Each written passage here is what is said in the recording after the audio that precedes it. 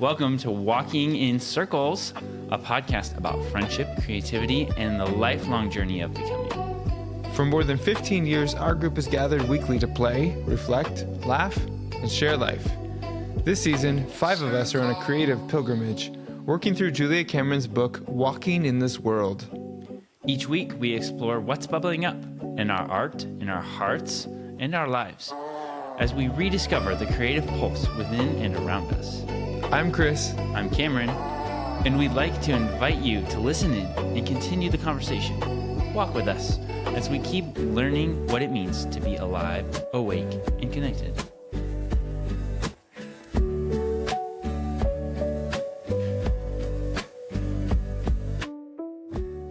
Welcome to week 9 of Walking in Circles. Perfect. We're in the last stretch, the last quarter. Nope, third. Yes. 12 divided by... We have 3 left, 12 divided by 4. We have 3 left, but including this one. We have 4 Okay, left. fine. We'll do a little We're not in the last quarter. This is not Let's have a part of the math quarter. bite. When we break for like a month. Was that Yeah, right? that's right. Yeah. Yeah. Well, it hasn't been a month. It's been, 3 weeks. Reintroduce. Hi, I'm Adam. Hi, Adam. You and Seth were playing tag team, but they have reconciled, and that's why we're able to get back together. They were, I could not stand to be in the same room with you. yeah, It took a month. but you apart still to finally. earned. Yeah. Yeah, true. Now we're back together. We just didn't talk the whole time, and that's what made it better. Mm-hmm. Sounds like men. Yeah, it's true. You just made art, and now you're both healed. Yes. No more depression. Did anyone bring in a piece? I think that would be interesting. Bring in something that you've made over the course of this 12 weeks. I A did. house, or whatever. I brought in Eloise's dress for her birthday. Did you bring it in? She wore it. I didn't bring it here, but I brought it here. Why here. didn't you tell us?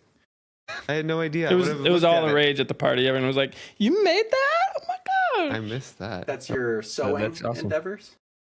Nice. I'm going to have to look back on pictures. I have a couple. Yeah. Pretty freaking amazing. That actually is pretty freaking amazing. It is. It's incredible. I've never made anyone a dress. Yeah. Don't I love worry. My first daughter, and she's 12, so it's a little late. That's all right. I'm not gonna. I could make her prom dress for my first attempt. Yes. Do that. Easy. Yeah. She just had her first dance actually. Oh, did she? That's awesome. How'd that go? I'm the only one not in the know.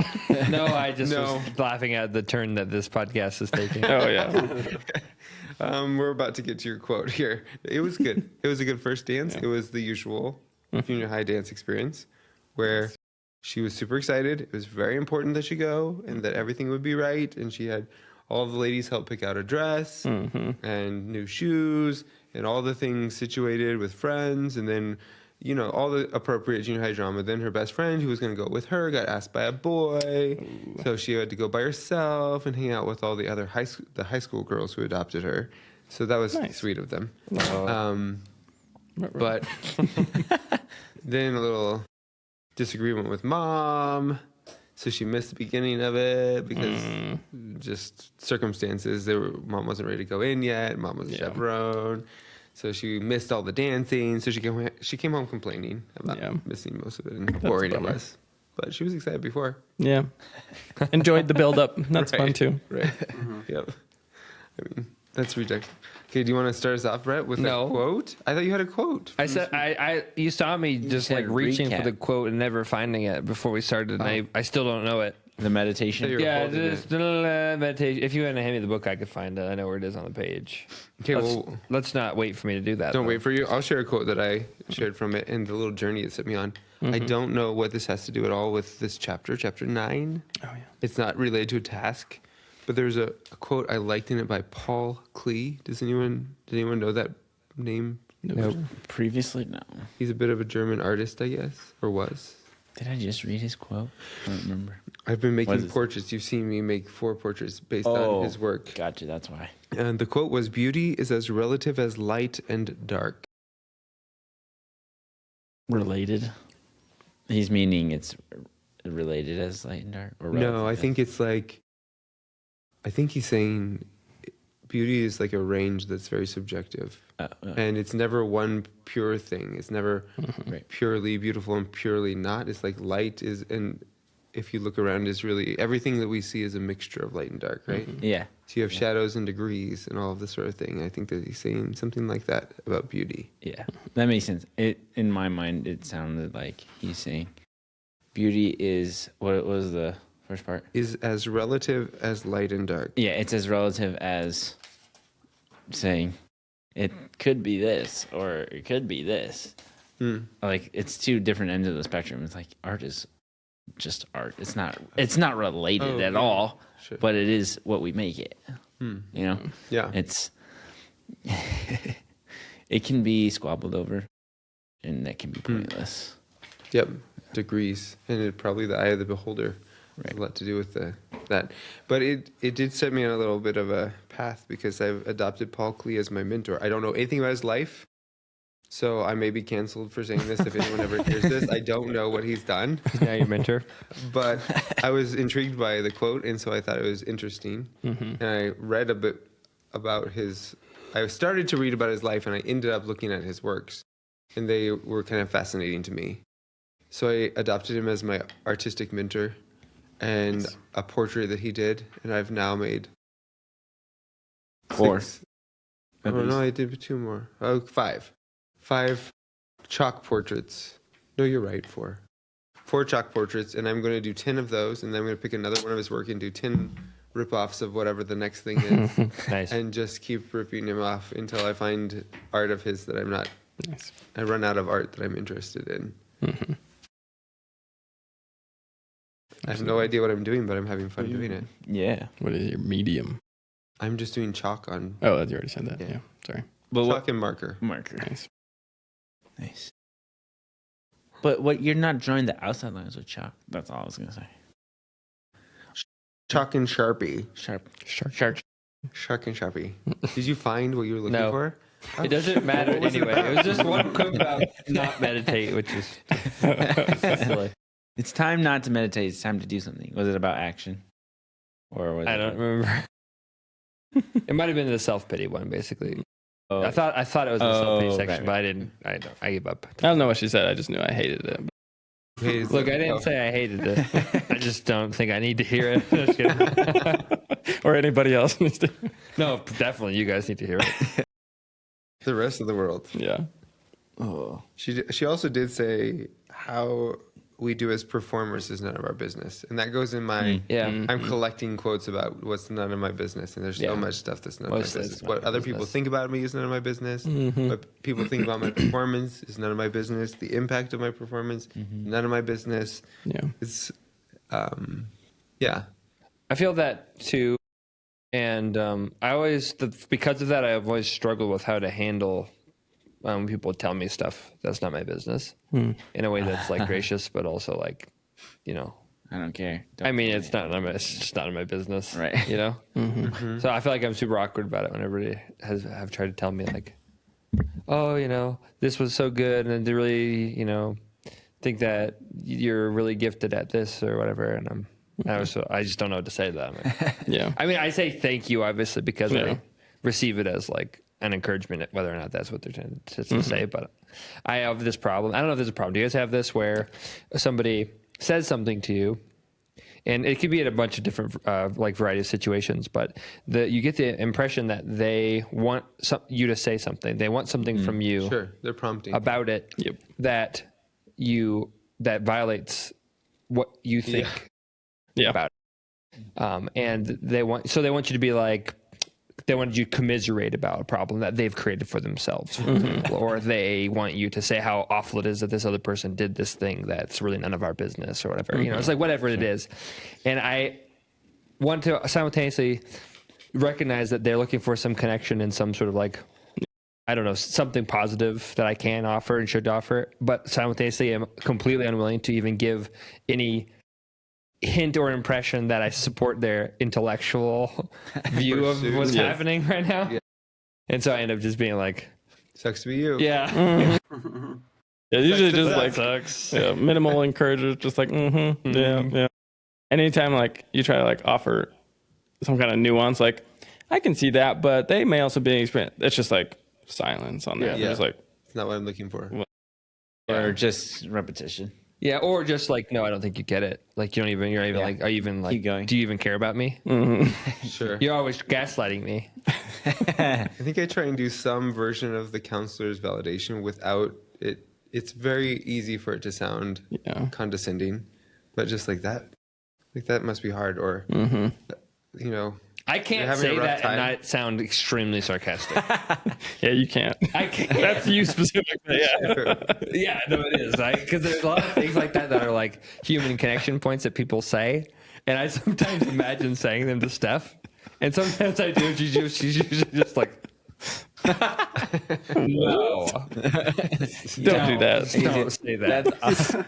That face you just made is perfect because I have Yeah. seen Steph make that face Yeah. before, and I've also seen Beth make that face before. Yeah. So it's like That's funny. I Chris, can't Chris find what says to say it. or I don't sound like Chris says the same thing, and he's like, and they're like, "Oh yeah, that's like a nice response." And then you say it, and they're like, "Okay, you don't have to be an asshole, Brad." Yeah.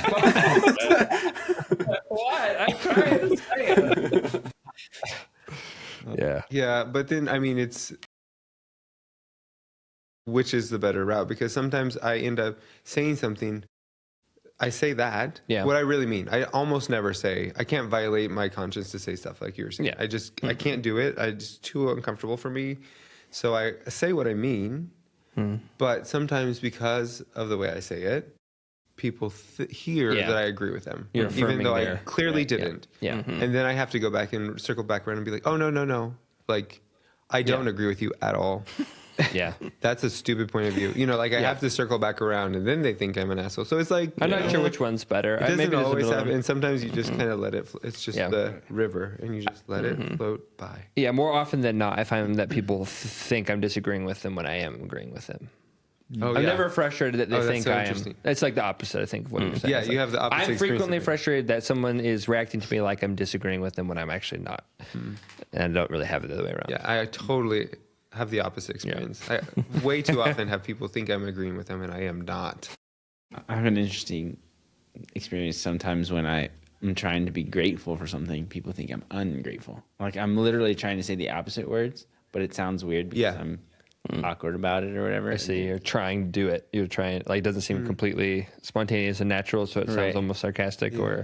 Yeah. Yeah, in your family, I've seen you get reprimanded for that a handful of times. Yeah. I'm like, what the? I'm like, I think he was actually trying to say the thing you want him to say. Exactly. Exactly. Yeah. My family is the main perpetrator of me receiving that message. Is your camera on? I can't see. My camera is on. I got Chris. Okay, good. Because I don't. I don't But either. Just want to make sure. I think your screen is frozen on mine though. Don't know if that's I think it's yours. could be. Mine's not. I see everybody moving Okay. and dancing. Sounds Okay, good. group. So that's good. So were there sections that stood out among what? Doubt, fear, self-pity? There's. I can go through them real quick. I actually thought this week was her synopsis at the beginning was actually pretty good. It's all talking about our emotions that artists struggle with. It's worry. Oh, there's a lot of pages. Worry, fear. Then there is restlessness, insecurity, self-pity, doubt, and that's it, I guess. I forgot about Worry. restlessness. Worry, fear, self-pity, restlessness, doubt, and Yeah. there's only 5? I thought there were 6. Felt like there were more, didn't there? Yeah. Did anybody There's- have one that was like, Oh, insecurity. That's the other one I didn't see. yeah. I'm just curious, did anybody have any like, moment reading any of those? I had like some where it was happening to me right then. As I was Yeah. reading. Restlessness was one, and right after, what was that next one? I had that happen like 2 or 3 Self-pity? times. Okay, so what was the little Self-pity I like the needed exclamation that day. point that you felt when you were reading? What was Oh. the little revelation that you discovered in that moment? It's restlessness. Well, I'm just reading this second topic sentence. Restlessness is full of switchbacks, like a mountain trail. So it's like I feel like a lot of energy for something and then no energy, or like Oh yeah, so like I'm ready to do a bunch of these things in creative, and then I kind of feel bad because I can't do them. And it's like, ugh, Where to put the I'm not here. Where do I go? Or yeah, so it's pacing energy. it's almost defeating to be like, what do I put this to? I don't feel super connected. Maybe this project, or it happened on our trip to San Diego. So I was like, I'm not at home to work on this. I have a bunch of ideas that I don't have money to do with either. I'm like kind of dissatisfied with that. And so I'm like, ugh, what do I do? I have all this thing. I have so much life to give right now. And I don't feel like I'm giving it in this way anyway. So it was interesting because she mentioned the ebbs and flow, but I think in the worry section and later, maybe in the self-pity or doubt, she was talking about it's getting ready. Worry is a way to get ready. You're getting ready for a breakthrough, not necessarily a breakdown. So you're worrying about something, which means you're ruminating on it. It's not fear, where it's like repetitive. Where worry is repetitive and fear is not. But you're getting ready to have the energy to do something, to break through, to start something. And she talked about reading a book while she was on a trip, and she wasn't expecting it, and like it connected with her experience at that time, and she just started writing a song, and it just came to her, and like the flow. She entered the flow state. The flow state. Is that the section where she presented the questions? It says it's prompting the question. What? No, maybe it was self-doubt. The question was something along the lines of, what would I like to do about it? What do I like about what? That's the self-pity section, I That's believe. self-pity. Okay. Yeah. So that section hit for me a little bit, just because of timing. The restlessness, I had this image of Tasmanian devil when I was in Australia at the zoo, and I commented on this when we were in San Diego at the zoo this time. But have you ever seen Tasmanian devil live? Anybody? Yeah. Okay. This one time, it isn't like Taz in the Looney Tunes, which I always thought it was. He's like, yeah. I was like, dang, that's sweet. But no, he was just pacing constantly around his pen. That's what I saw in Australia when I saw him at the zoo. He had an open enclosure, and there's a 3/4 wall, and probably barbed wire. I don't remember at the top, so he couldn't get out. It wasn't. But all he did all day long was pace the same circular. He went clockwise around this whole enclosure, and you could just watch him. Every time we went past, he just did, and it's so much so that he had worn a giant cow trail. Yeah, like path. It was like 8-10 inches deep, the path through his enclosure that he followed all day long. Just there was no place to go, and I just feel like that was crazy. Kind of the idea of restlessness, and it's an energy for something, and it needs a place to go. There's a direction of that, but the self-pity for me hit in a day when I guess I needed it. Quick circumstances were like, I was revisiting something I thought I was over, and it popped back up for this person in my life who I thought I had processed and done all these things, and then I'm getting a series of messages and texts and all this stuff, and I'm so activated, and I was so freaking activated. I knew there's nothing in my mind. There was nothing to do about it. It made no sense. It was objectively not helpful. It didn't matter at all, but I couldn't, even when I did give my sort of boundary. And I was like, we can communicate about this in person, and I'm not going to keep having a conversation over text. Next time, if you'd like to get together, we can talk about it, and it can wait until then. And then the person responded with, never mind. Okay. But I knew it was over-ish, and it was fine, and there was nothing to do about it. But I couldn't, for 2 days, I just felt worse and worse and worse, and I couldn't let the freaking thing go. And finally, we got in the car to go to the grocery store, and I'm like, I'm so mad at myself that I can't let it go because I don't care about it. Yeah. It doesn't matter. I know on every objective intellectual level, it doesn't matter. And then I was like, I don't know why. And then I just processed, like, I basically was reactivated from like being a kid and how this person made me feel. And it was so prescient, like in my body. I had to say, I'm effing mad at you, and I don't like how you treated and how you made me feel, and you made me feel scared and afraid and all these different things. As soon as I did that, it just dissipated. Yeah. But the problem was like a pride point for me. It was like, and that's where it came into self-pity, because it was like, the reason I didn't do that for 2 days is because every time it presented itself and I felt uncomfortable, I was like, I should be over this by now. Yeah. I've done this so many times. I've dealt with it. So I should be beyond this. And the fact that I wasn't beyond it was worse than the actual thing. It took me 3 minutes once I was able to like sit with it. Yeah. To let it dissipate. And it hasn't come back since. And I've seen that person a handful of times since, and it's all been fine. Yeah. But it was just that pride point of like, I'm still dealing with this. I just want to be beyond this. Do you feel like a primal response, like fight, flight, freeze, fawn, like one of those in any way? Or was it just like, this was the pattern of my emotional response with that person and that's returning? Good question. Initially, all I can think is what I've always felt in that situation. I don't know the difference. I just feel bad. Yeah. I just feel bad. I still feel bad. I still feel so bad. Gotcha. And I had to go through things and get to the point where I realized I was really pissed and angry. I think I was scared when I was a kid. And the fact that I was scared when I was a kid makes me angry now. Makes you angry about having that response. It made me angry at that moment. Yeah. And so it's probably a progression of those. I'm not scared anymore, but I was kind of scared. I was like, I don't know. I'm like, I have no reason to be scared. You actually are scared. You're replaying the scared response. Body It's is stored in your body somewhere, and you are actually having the same like physical responses you did as a kid. I always think about this. This is a total little departure from that, but I can relate to that exact situation. And it's always interesting to feel the feelings because they're so foreign to, I think, us probably in our normal day to day. There's no like new situation that really activates us that way. It's all ones that we learned and experienced, stored somewhere in our body when we were young. Yeah, it's kind of a sad thing. I mean, it's good to see ourselves as also our younger selves, you know, that we're still in there like that. But it's sort of startling.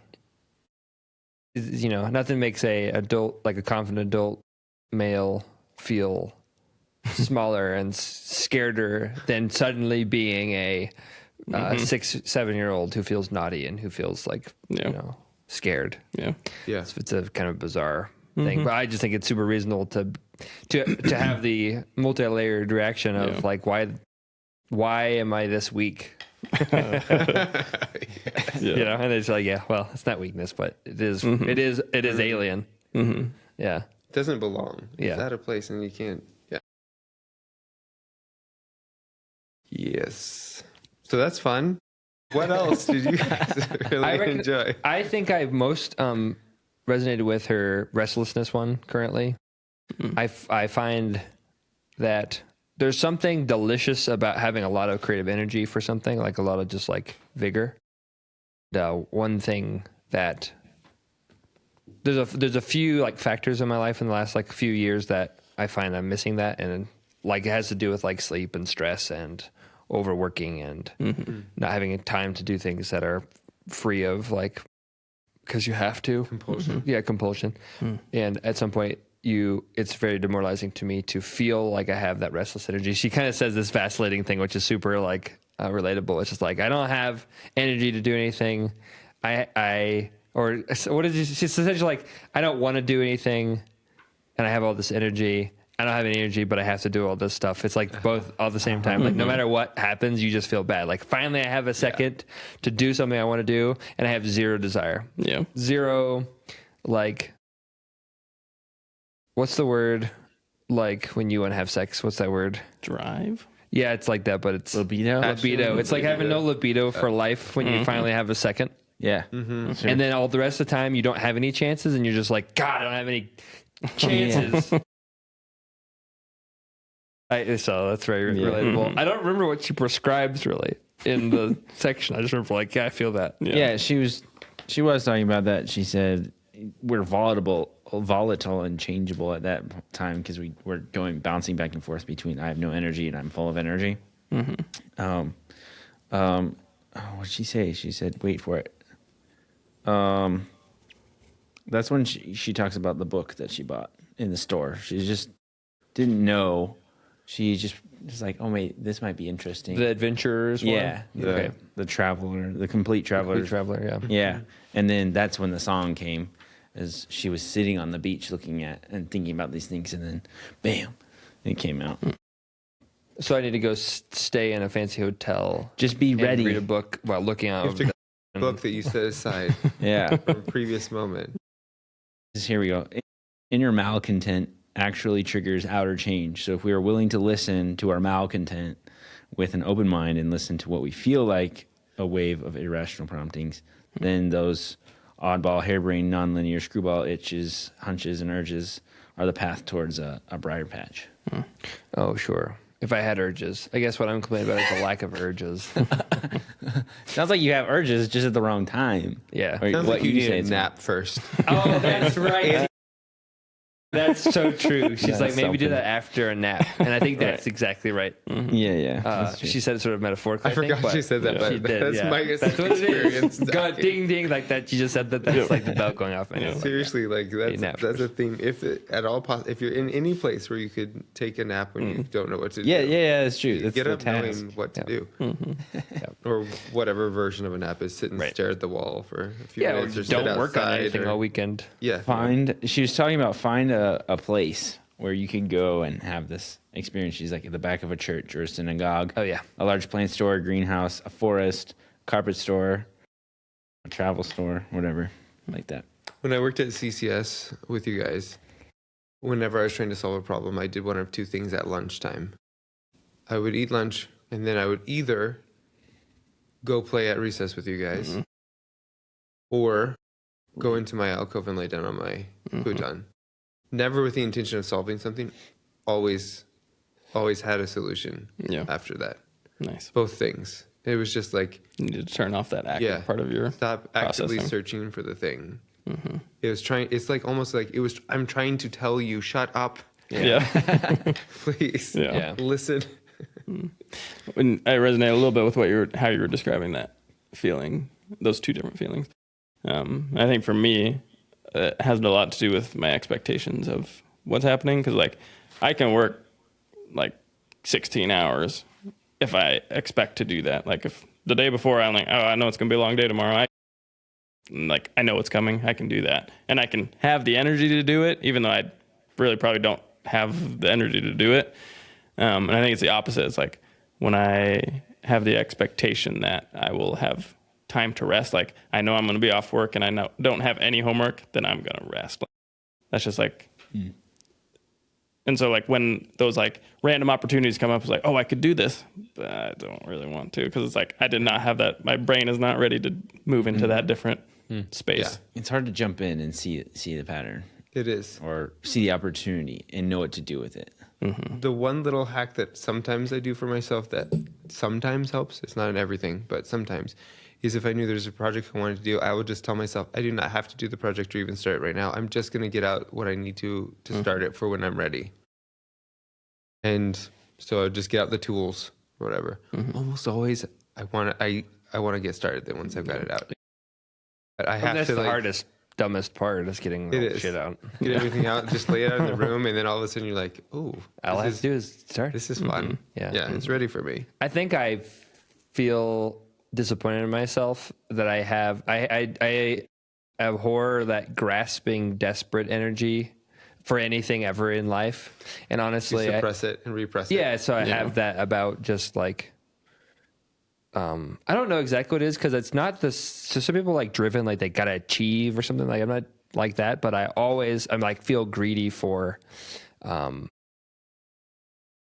expression or like some sort of like what. I was raising my hand because I thought you were pointedly saying the achiever thing at me. That's like the definition of number 3.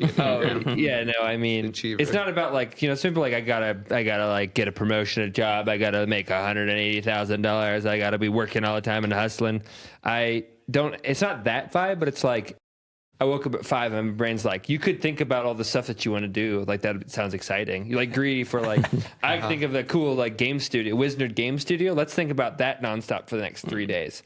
Oh, what are we going to do? Like if we had $1 million, would we build, we could do like masonry walls around the whole property with like the lights. I wonder how they run electricity, all those. And then you could actually build that shop would become like a guest house with a wood shop underneath. And it's like, it's 4:30 in the morning. But that's like every day. It's like hyperactive. Yeah. It's like manic. I have the opposite sometimes. I get that experience. Like I have it at night because like I trained myself as a kid to if I'm trying to fall asleep, just to think about something. Like if I came into my mom's parents' room at night and couldn't sleep, she said like just think about something, it'll go fine. And so I just like create adventure stories, ruminate on like some cool thing, and now I do it and I'm like up for hours. Yeah, it doesn't stimulate me completely. I don't I'm like, sleep at all. Yeah. Yes, exactly. And then so it's like, oh, the kids are down. I have 12 minutes to get out my laptop and begin working on the blog I've been wanting to try to write. Yeah. And then I have Saturday, maybe I can have time to actually like put the drywall up and maybe we can paint this wall. And there are things I want to do, and I would like, be satisfied with the results. But it's like every second, there's something in my body leaping at the opportunity to do something. And then when I get the moment to actually do it, I am depressed when I don't have any desire or, like I said, libido to do it. Like it doesn't sound fun. Yeah. Like I have a chance to do something, and it doesn't sound fun. That's a sunny face that you just made, by the way. You said I thought I'd make that face tonight. Yeah. That does sound a bit achievey to me. Well, I guess I don't want to say I don't want to achieve. It feels very satisfying to finish something, but I'm not trying to attain to anything. I just want. I'm excited to like. I think it'd be so fun to write this blog or to make my living room feel like a complete space. So the things I want to achieve, but I'm not trying to attain to an external like Got it. mark I'm trying to hit. You just want to suck the marrow from life. A million things I want to do. Yeah, not even like, yeah, I guess that's like the meta if you extract I do, but it's like I'm never thinking about a bigger picture. It's like I want to do that task. That sound. When I thought of that, I got excited and I want to come back to it and see if I can like suck the excitement. Like I want to get that. Yeah. I want to get that high. Yeah, And I like wanna the get that. completion, it's not the completion, but you want to complete it because the process will give you the satisfaction. I would be so sad. That'd be so satisfying. Yeah. Oh my God. Then I'm like, nah. Whenever it comes time, I'm I like, don't know. nah. I don't want to do that. I don't know. It sounds terrible. I don't want to do anything. Doesn't sound like, I don't think I'm going to get that satisfaction right now. Yeah. And so I never have the thing where like you're kind of saying where like I could have to do that, but I wasn't expecting to. I'm always expecting to. I'm always looking for every opportunity to do the thing I'm just waiting to get a chance to do. Yeah. And then I just, You get it. And then, and then I get grasping about it, like get desperate energy about like, I got to get some of that. But you started by saying you abhor that feeling. Yes, I hate that. So then I feel So stupid. what do I you feel do? bad. Oh, you Feel feel stupid and bad. Yeah. You feel stupid. That's what you do about it. Yeah. That's her question, right? Well, so I what would try- you like to do about it? I would like to feel stupid and bad. What I try And to I do is do. say, look, chill the fuck out and don't try to make yourself do anything. Like, take a second, and if you have a chance and it sounds good, do it. And if you have a second and it doesn't sound good, then it's not the right time to do it, and it's okay.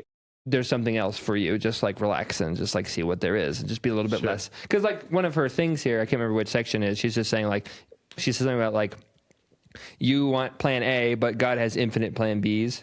I very much like hold to this idea of like, there's a eddying current through life, and you just kind of mostly you kind of go with it. You join what's unfolding. Yeah, and so it's like that's what that needs to be. Is like, okay, that's not the thing. Don't force it. Don't coerce it.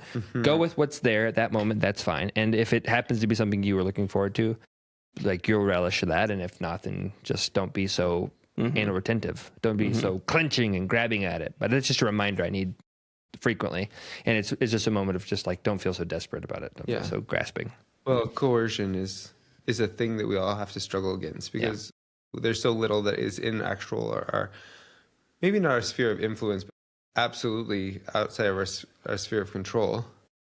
And you see it in, I mean, every world that we're in, but in education, I saw it a lot. In parenting too, of course, but in education, everyone has this plan for what you're going to do, what you're going to accomplish when the kids come in. It's like, you can have some general things you hope to get to, concept, but you have to kind of roll with it. Otherwise, you're just fighting the whole time. You're fighting for the control. You're fighting for respect. You're fighting for all the things you have to roll. And that's not fun for anybody. No, it's not. And there's no learning that happens when you're fighting the kids for, and that's everywhere.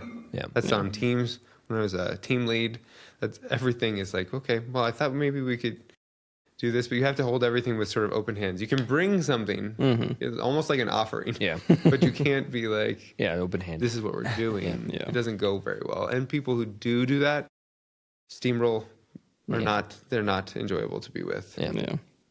Either steamroll or the thing then doesn't happen and they get very upset and frustrated and angry with everybody. And it's just uncomfortable. Yeah. But the thing is, we have all those inside ourselves, I guess is what I hear you saying too. And so if it was a person in a room, you can say, don't be that way. But we need to like see that to ourselves and be like, you know what, it's okay. Same thing. Don't try and steamroll this. Don't try and grab it by the throat. Don't try and do all this. Just join. What is happening? What is unfolding? Where can we go? Yeah, and you take it easy on yourself too for having that struggle, because one thing that I've found in the last 4 years since we had kids is essentially like, no, you're never in the same season for any amount of time. You're always moving into a new season. So trying to figure out how to make the most of time is a new thing to relearn after a season where you didn't have any time. So it's like, okay, well, this is new. Now you tried it. You realized that you shouldn't try to squeeze every drop out of everything. That's abusive. And then now that you've been through that, like, let's be a little more zen, and you can hope to like do that. Also, as life and the seasons sort of change, it's frankly very likely that I'll have more time and things will open up as my kids get older and need a little bit less from me all the time and whatever. So but it's like, it's just a thing to be aware of. Yeah. I don't need to be so frustrated in the meantime. The human experience is so interesting. It's just like, take the time to meditate for a second on the fact that you spend a third of your life sleeping. What the F is that kind of experience in terms of accomplishing, or, we have a short number of years and days, and you have to. And it's an interesting thing that when you do, it goes better and you accomplish so much more. Yeah. The opposite of what we feel drawn to is oftentimes the answer. Adam, going back and forth, and I think you're about on a schedule change. Am I right? For the police coming back to days. That's a different switching routine schedule season, I guess, seasonally. Not quite. What types of emotions like she was talking about do you experience as you're switching and finding for yourself, like outside of work? Do you find it difficult to like get to do those projects that you want to do, or just like find that time again as you switch from being on nights to days or something? Yeah, this is interesting. Yeah. I don't know. One thing I was thinking of when you guys were talking, it is funny being married to someone that is very personality different than me. Like Hunter is like, she likes lists and plans and things like that, and that translates to like all parts of life. Like vacation, it's like, what are we doing each day? And I'm just like, where are we going? And then we'll figure out the rest. Like, just if we're in a physical place and we do the thing. But one of the things that I always tell her, and it kind of upsets her, but I just realize I've said it like every time she asks, but like on a day off, she's like, what are you doing today? Or like, what are your plans for today? And I'm like, whatever I want.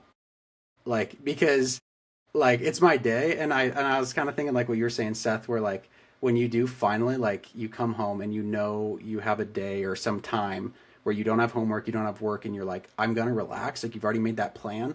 Then anything else that pops up ruins the plan. So like, even if it's something good where you're like, you have a creative spark, you're like, oh, actually I'm going to like but you're like, oh, but I said I was going to relax. Like, so like if I just tell myself I'm going to do whatever I want, then what I want is right now, maybe I'll play video games for 5 hours straight.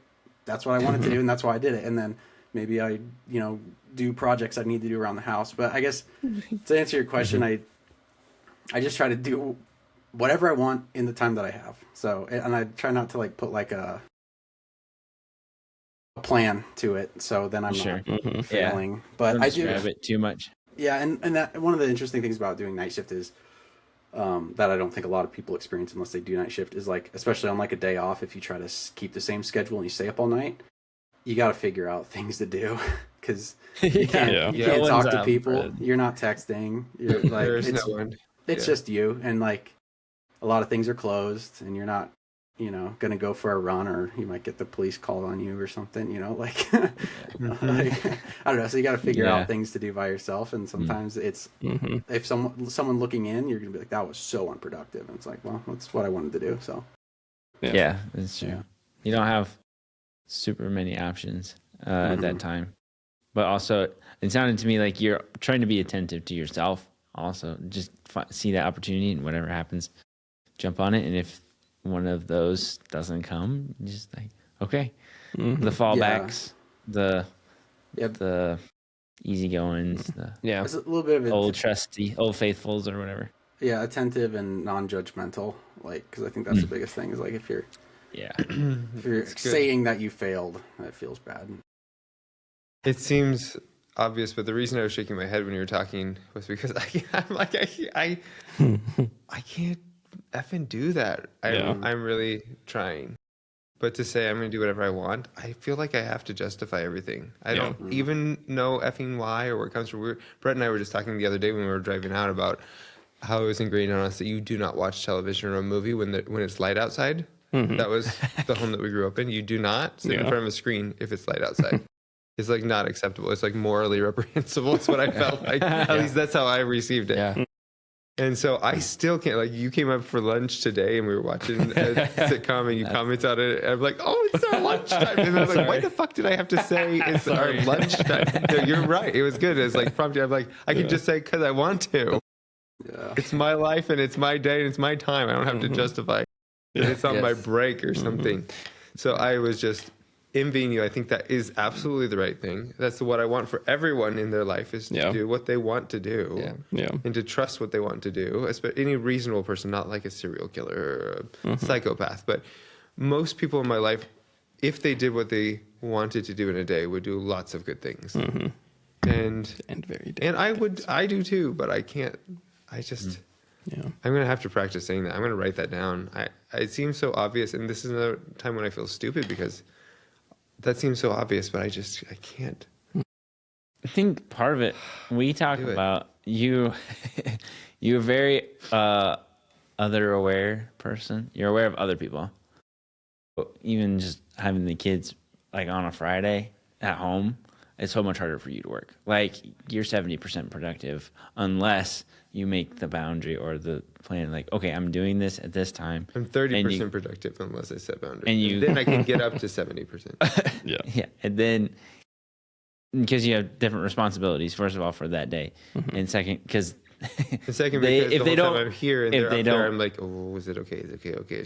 When do I need to check in? When is it? Like, has it been enough time? Has it been too much distracting? Yeah. I think you're working towards that. I think I'm practicing that. You even mentioned like over the break having some time to like join the kids and doing things intentionally. This creative space, like a little work time. Yeah, I want to do this, so I'm going to do this, and you can join me, or you can do your own thing that's similar. Yeah, and so that's like a work in progress. I think part of that might also be because I am divided in like I really want to work, but that also feels selfish. And I also really want to spend time with my kids. Like genuinely, I want to do that too. I want to do both things. Yeah. And so I'm deathly afraid already of summer break because I've never done this before on summer break. Yeah. And so where I'm working for myself or whatever, and I'm so bad at it. I'm just trying to. I'm a preschooler. I'm not even in kindergarten yet. I'm doing this. And so I'm terrified that I won't. I don't know. I won't have any base or any grounding or structure, or that I will be all structure and not. Yeah, I always like to hear like this. This is a concept you just said. There's a line to walk. You can't do not at all. You can't go like balls to the wall, like all structure. Adam, you're saying you can't have complete ambivalence about your day off and still enjoy it, but you can't try and control it too much. We've talked about this before. When you have a conversation with people, sometimes you need to say just the right amount of thing at the right amount of time, but not. You can't say nothing and you can't say too much. I always love to see how people negotiate that tension because it is one of the most like important things to be able to do to have a good life. But we tend to try and shirk all tension generally. Yeah. It's uncomfortable and it's really difficult. And it's one of the things that you have to do a lot to get the knack of. And you already sensing that you can, first of all, it's like once you, like anything else, like once you do it, you realize like it wasn't that hard, and that's the case with everything that you like figured out how to do. Yeah. Before that, you don't know what you don't know and all this thing. So I just like to see how people like try to like sense if I'm overdoing it or underdoing it, and like what are you trying to like use to echolocate where you are in like the realm of reasonableness. Yeah. So And it's so different because it's based on so many things. I was just going to also reframe kind of what I was saying, because I don't have kids like to interact with. Like, I don't know. I feel like that would totally change the dynamic, and it would change the like what I'm referencing is fully free time, where there is like It's just you. There's just me. Like, and I'm talking about like Hunter's at work and my day off coincides where she's doing something else. Like, it's truly just me. Or the middle of the night. Like, there's nothing else. But yeah, when there are other people and like things that you feel like you have an obligation to, then that kind of changes it. But I would dare to say that like I feel like there's probably like 10 minutes a day that is just you. That you can do whatever you want and not like, I don't know. yeah, you can make it a priority and then have to carve it out like intentionally, like an hour here or an hour there. So it doesn't come freely in large chunks usually, but it is important. I think it would feel hard though if your day is spent with like you only have 10 minutes and then you're like, I need to do the most with the 10. It's like then it's really hard because you can't just be lazy in your mind. I think what hearing you say the thing about shirking it, Brett, I heard what you were saying, Adam, and I was thinking about that for my season of life right now, having transitioned to working for myself. That's my days once all the kids go to school. I should say I'm going to do whatever I want today in terms of I'm going to do my work and everything, but I can't do it. Well, I'm going to practice. Yeah. By the time we finish week 12. Maybe you'll start. I'll give you a report, and I will have changed entirely. But I was going to say the thing that I think I'm most actually afraid of, as I hear you talking about it, because you're saying watching people resolve that tension, is that I am practiced at living with the tension, at doing neither thing and resenting both. I am like, if I'm not attentive, I will set a boundary and then resent myself the whole time for the boundary that I set, or not like let myself off the hook, and I won't be present to my either thing. I will do one thing and not really be present. I will either way, either direction, and then I just am robbed of everything. So you say you are living with the tension in that case? I have practiced doing that. For a long that's time. interesting. That's exactly 180 degrees opposite of how I frame it in my mind. I would say that's resolving the tension, and that people with great skill maintain the tension. And it's not an internal tension; it's the delicate line that you walk. It takes a delicate touch to walk the middle way, because it's easy to fall off in one side or the other. Like there's a bifurcation point in the center, and walking on top of the peak, it's easy to fall to either side. And so it takes skill to tread the middle, That's kind of what I was thinking. In that metaphor, I see Brett is the tightrope walker, and Chris is the Navy SEAL who's like holding on for dear life across these buildings. In this particular scenario, right? You're talking about. Sure. Yeah. Just like I have been working all of life. from myself from home for like 8 years. Yeah. Sure. Yeah. I just mean, I think in life it's true though too. You keep talking about like it's always a tension. It's a give and take for every interaction, everything we have to make, because we're making boundaries, we're making decisions, trying to do the best thing, finding the middle way. Intention is hard for us as human beings. Yeah. Like we want, we all grew up in fundamentalism, like we want it just this way, and it's there, and it's like, don't have to think about it anymore, and that's done. And it's done. And it doesn't, life's not that way. It doesn't work that way. And we resist it all the time. And that's why I have to, one thing I like about the Stutz interview is that his 3 things. Yeah. I always love it. He says, there's 3 constants in life. And now I'm going to forget them. Constant work is the last one. Pain, uncertainty, and constant work. Yeah. Uncertainty is like a towing the line a little bit, but like constant work, I hate that. Like especially as Americans, like so privileged and really have the availability to survive very easily. I think that's the thing. There are people in poverty in the United States, but like it's pretty easy to survive. You know what? It's funny because I think that's so true. I've thought of this before. constant work it's never going to go away. No. But we have so much wealth and comfort that we're almost able to believe that it could. Right. Exactly. And Right. it absolutely can't. No. The other thing is like No. the reason that we dislike tension is tension takes resources to maintain. I think of like many situations as being like spinning a basketball on your finger. Yeah. It's harder than letting the ball fall off your finger. It's just the nature of the thing. Like you're trying to maintain a balance, and it's more difficult. Yeah. And it's cooler sometimes.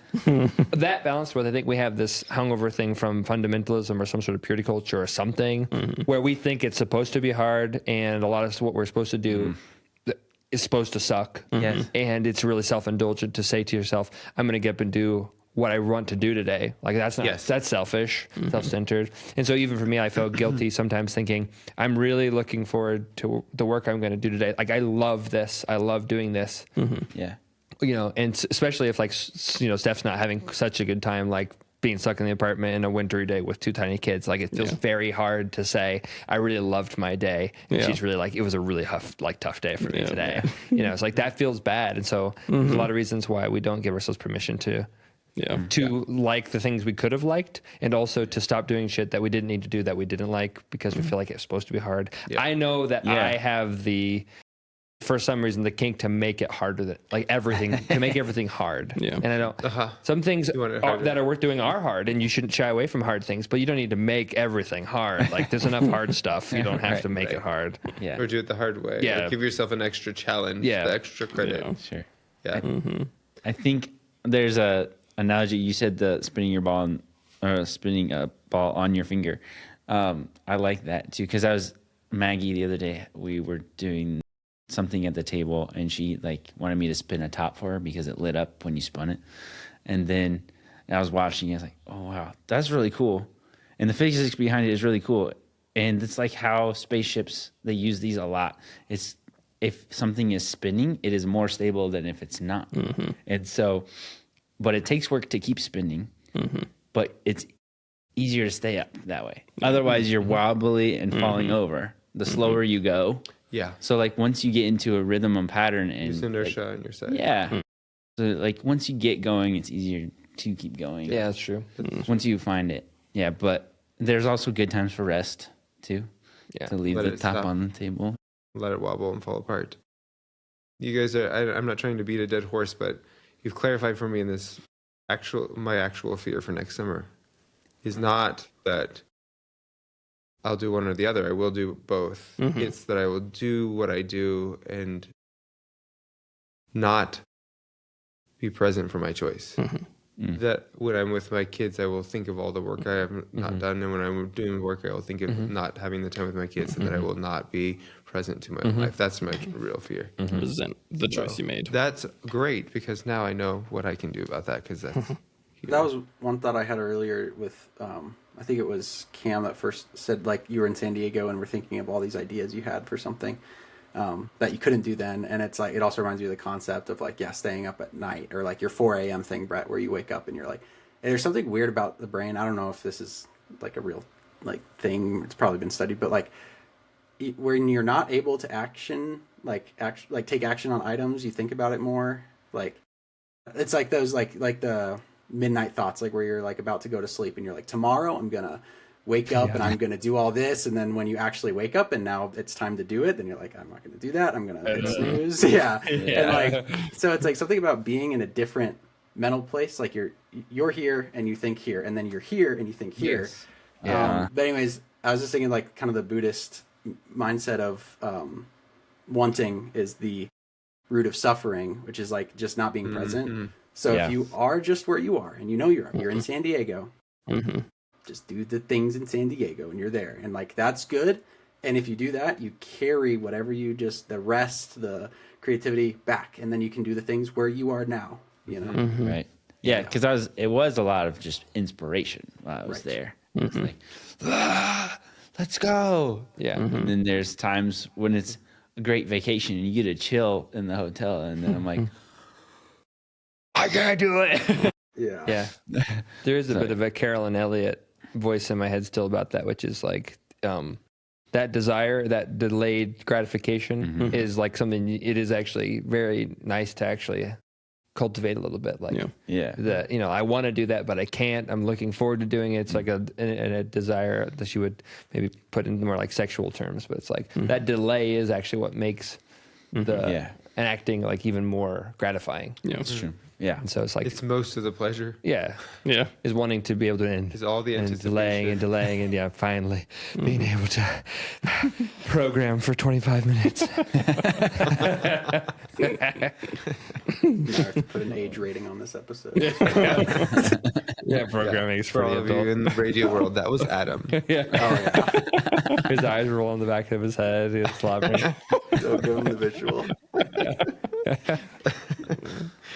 We're kind of coming near our time here, the end of the time that we've set aside. So I just wondered, well, firstly, if there's anything else that's coming to mind, feel free to interject it into the conversation. I wondered about, we talked about the list at the very beginning, Seth, of things you were supposed to write, 50 things that you are, what was the frame? You like like about security. yourself. Yeah. Let me find the task. Exactly as I am. Some of the questions. Exactly as I am. Let's see. Just take a pen, list 50 specific positive things that you like and approve about yourself. Yeah. Likable traits, physical, mental, spiritual, personal, even professional.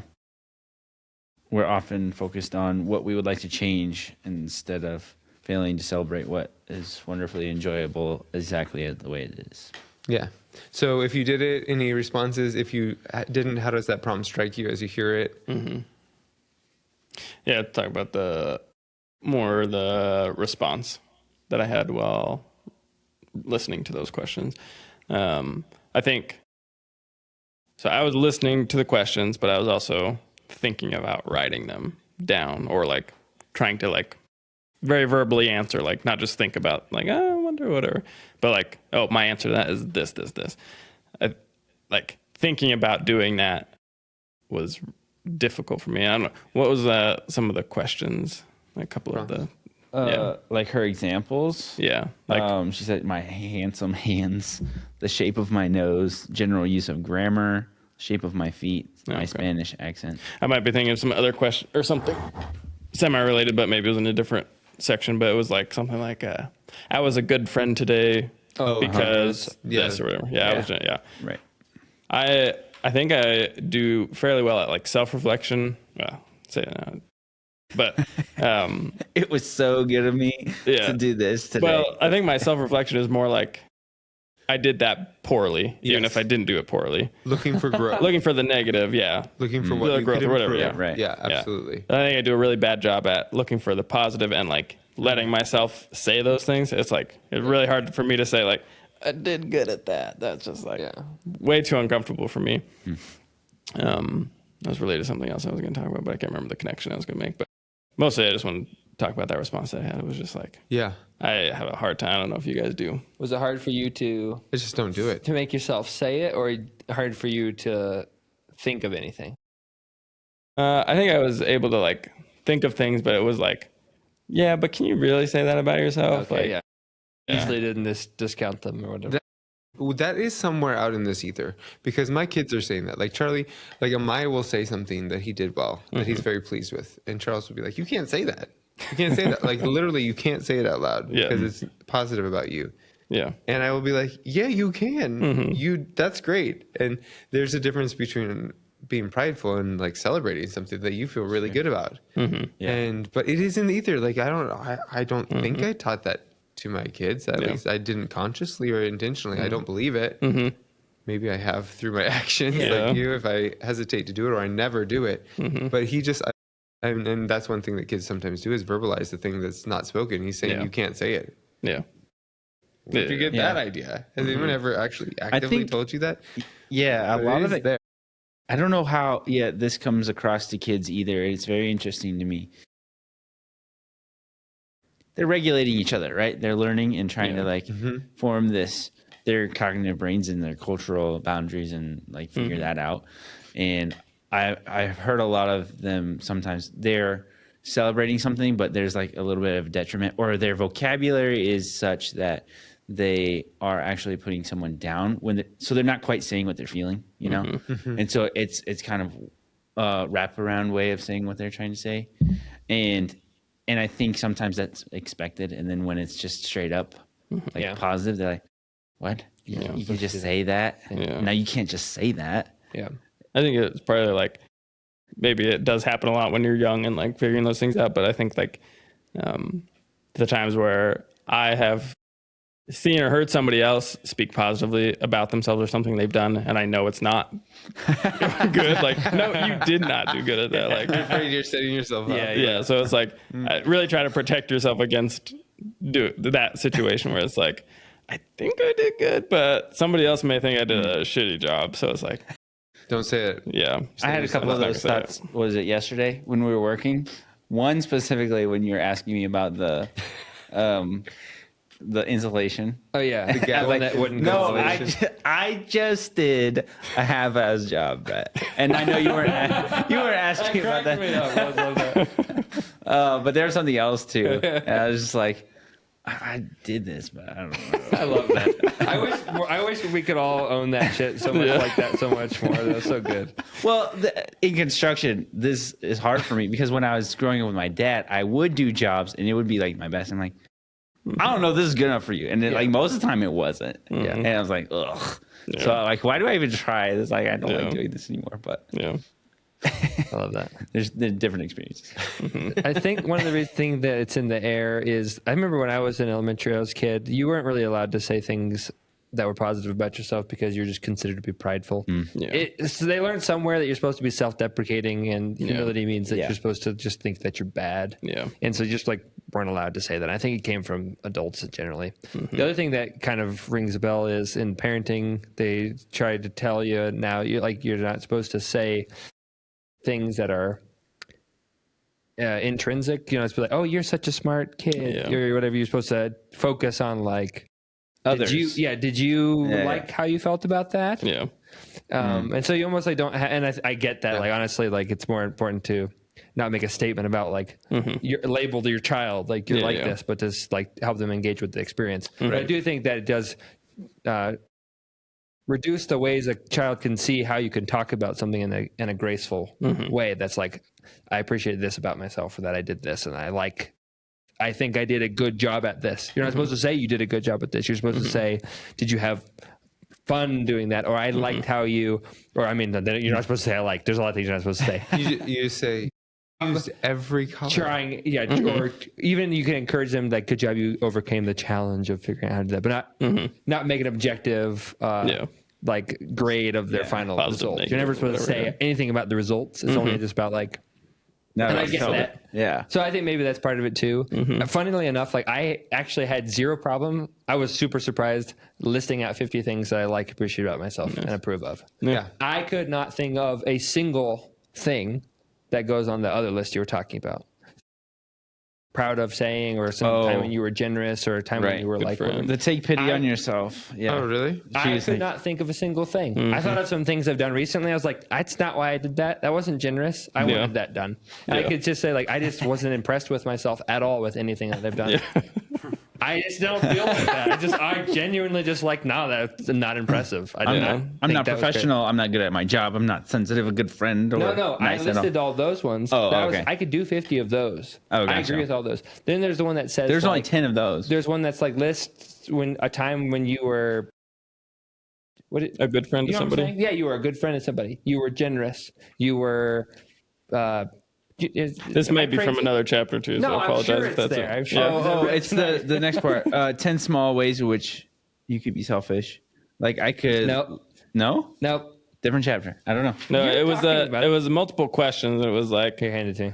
When was a time, or like, when was a time you were a good friend, or I was a good friend because I did this, or I don't know. Yeah, exactly. That's one of them. It was generous of me. About. It's right here. It's on page 190. Take a little pity on yourself. It was generous of me to blank. I was thoughtful of me to blank. It was nice that I blank. I was a good friend when I blank. I was sensitive when I blank. Well, that's exactly what I read though. I restated you said the professional one. Oh yeah, I started at the bottom and went up. Sorry, I didn't realize that. I think I gave up before I got that far because the first time. That's fine. What? I did say I was very professional about responding to And I even kind of eye rolled Working about out. that Yeah. to like responding to Robin Darnell without like cussing her out. You know? I still wasn't impressed with myself Sure. at all Yeah. in any of them. I didn't have any conviction. I couldn't like answer any of them. I don't know. That's kind of interesting. Yeah. And I wasn't, was hard. but unlike you, I wasn't talking myself out of them. I literally just don't. Couldn't think of it. I can't believe. I don't believe any of them. They're Yeah. impressive. Yeah.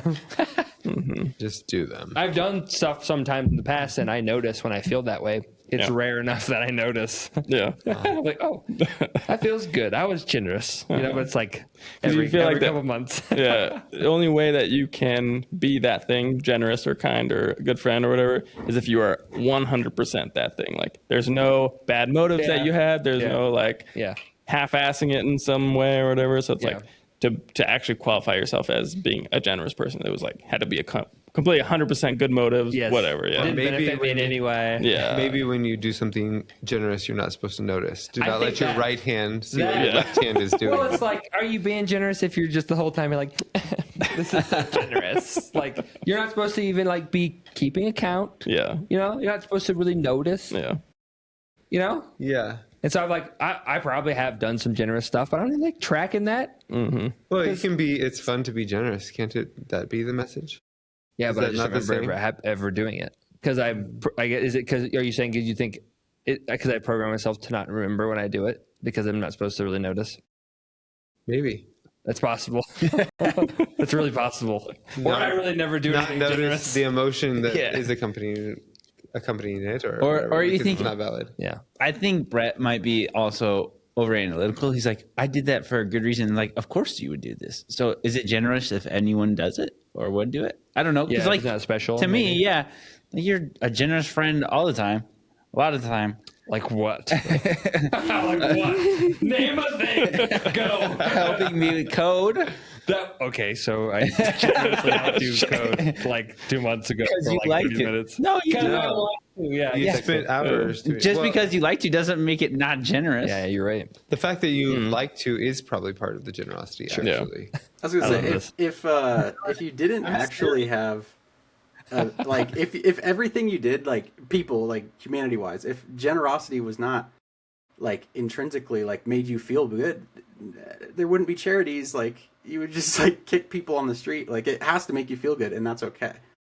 Like or else we wouldn't do it. Like It feels better sometimes than yeah, even the doing feeling something- bad feels good. You get so much it hurts, but it feels good to give so much it hurts. You know, like What if it never doesn't hurt? It's just something you want to do. You know what I That's mean? great. then you want it to. awesome. It just doesn't feel generous. It feels like I just again another time I did what I felt like doing. That would be great. I mean, I guess then the definition of generosity you're working with is that it has to be painful in some way.